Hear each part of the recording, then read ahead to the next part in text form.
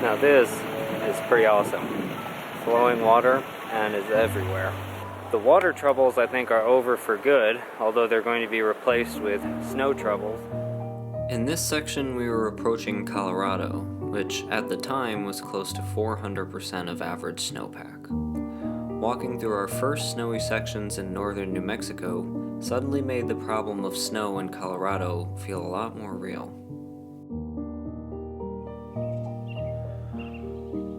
Got cold last night, at least down to 26, maybe 25 or lower.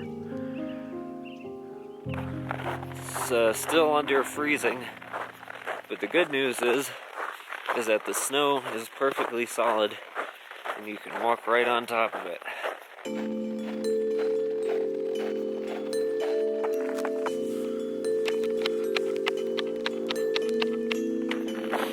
So right now I'm having to walk around this marsh over there because it's just totally frozen over with a solid layer of ice, and not only can I not walk on it, I think I might break through. It's so cold, and the water was just splashing up on me, getting my whole legs soaked.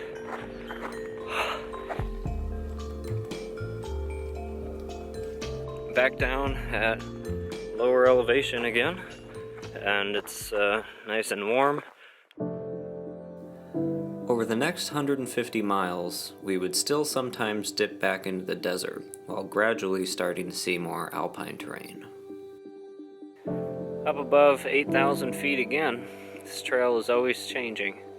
You can definitely feel the transition from desert to the Rockies. It's pretty cool.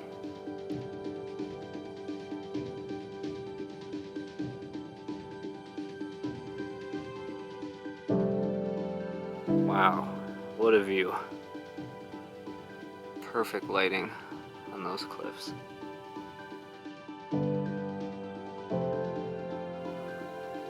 Not a bad place to camp.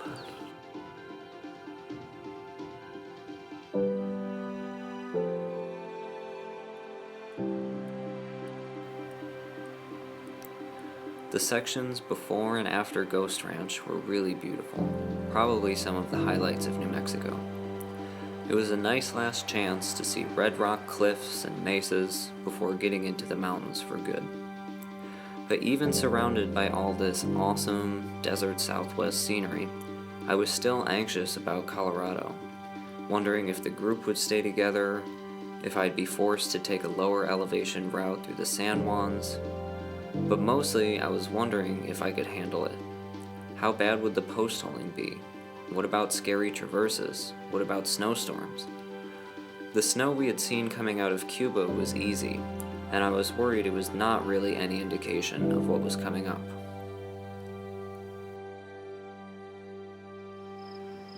Now this was a rather old and a rather sketchy suspension bridge that I just crossed. Very wobbly, very rusty, and held at the end by these freaking wires. Wow.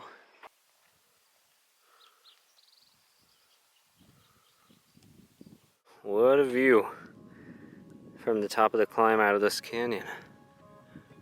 That's pretty. It's kind of weird getting out of Ghost Ranch. The trail's really not clear. Just kind of follow that canyon. It's definitely somewhat confusing. So it took longer to get out of the canyon than I thought, but not really a big deal. That was a pretty fitting way to start the morning, as the rest of the day would have a decent amount of navigation mishaps, including one particularly obnoxious bushwhacking adventure. Today has been a little confusing overall. A lot of these kind of cruddy little roads that don't really exist. Kind of just gotta know what way you have to go and then go that way.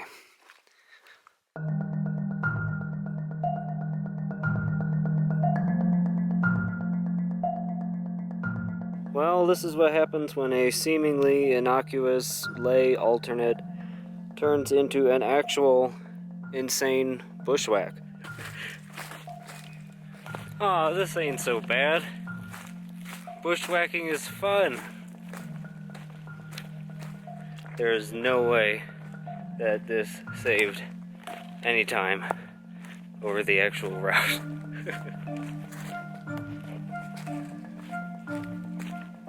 That turned out horribly. There was, definitely no route to be found there. And I just schwacked it back to this Jeep road. Sun's kind of going down. Maybe another hour. Elk.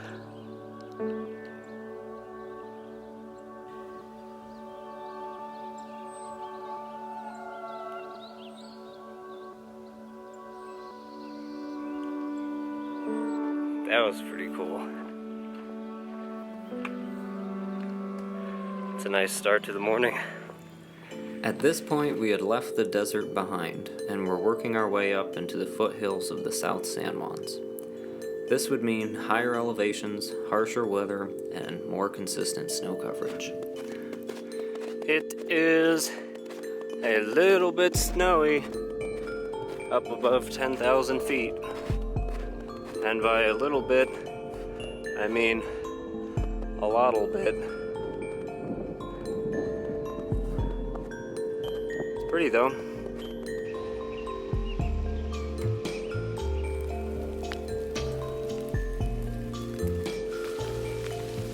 Why is this happening?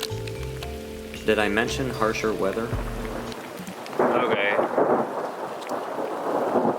That's light, that's thunder. It's gonna be a doozy, I think. It's hailing.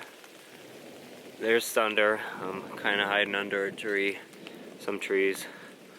Not feeling good about this. Why is this happening? Look at the ground, it's hailing. Well, that was fun. Short but sweet.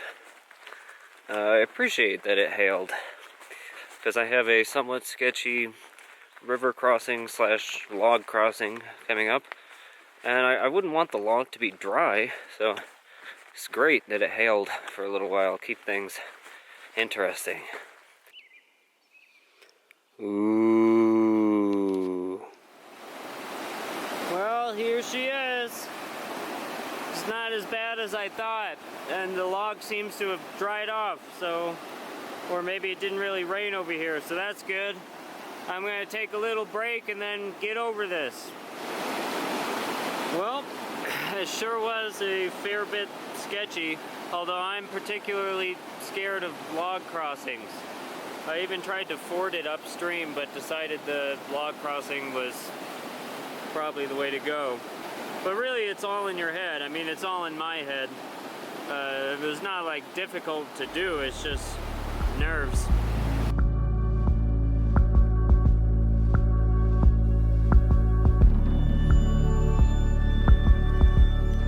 Alright, so this is a perfect end to this day.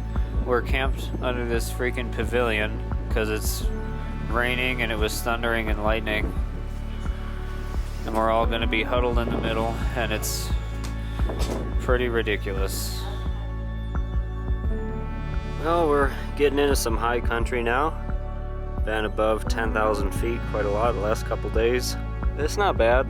The snow and mud I would describe as annoying but manageable. I want some prettier terrain than this if I'm gonna put up with this crap. So hopefully that's coming soon. Wet feet all day long.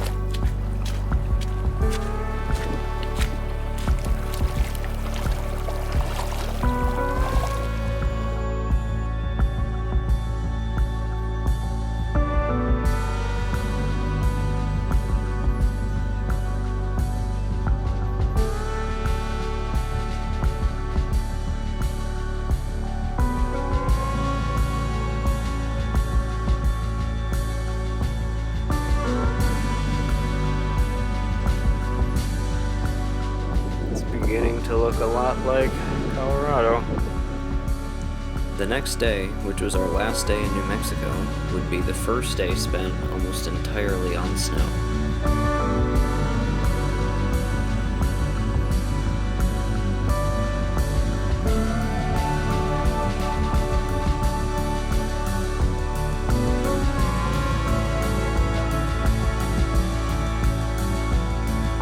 So the trail is pretty much all snow covered, so we're just making our own way.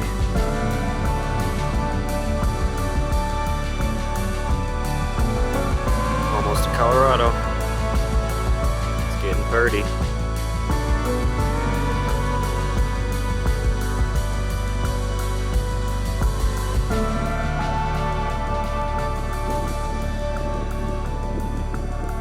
One state down. 3.5-ish, kind of, to go, depending if you count Idaho. We want Max on for the photo, or?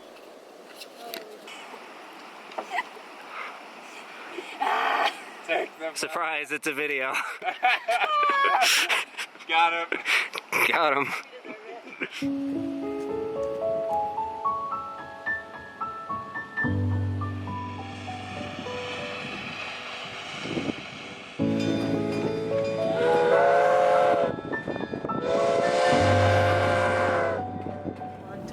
Where do you want us to drop you off at? Well, we were gonna go another like 1.5 miles down, if you don't mind. That'd be fine. Cool, thank you. Oh, this is nice. Yeah. So much. Yeah, thanks a lot. Lifesaver. Yeah, it was starting to rain. We've been there for a little while. We're like, oh god. It can be hard with 4 people, so Yeah. I really appreciate it. Looks like we got to Chama just in time. It's going crazy out there.